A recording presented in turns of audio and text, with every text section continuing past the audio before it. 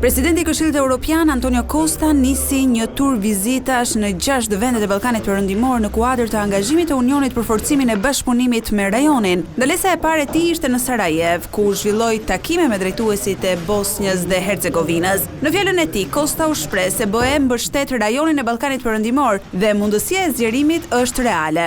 This tour sends a clear sign. Ky turne dërgon një sinjal të qartë. Angazhimi i Bashkimit Evropian ndaj Ballkanit Perëndimor është real. Po aq real sa edhe mundësia për zgjerim. Fillimi i hartimit të traktatit të anëtarësimit të Malit të Zi është provë kësaj. Costa theksoi se zgjerimi është edhe një interes gjeostrategjik për Evropën.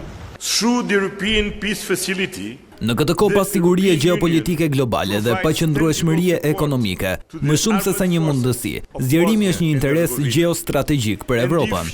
Është një investim në paqen, stabilitetin dhe sigurinë e kontinentit tonë. Për këtë arsye, mezi pres edhe samitin BE Ballkani Perëndimor, këtë të premte në Tivat të Malit të Zi. Samiti do të jetë një demonstrim i qartë i vendosmërisë tonë për të çuar përpara bashkëpunimin tonë dhe për të ndërtuar mbi vrullin e zgjerimit të Bashkimit Evropian.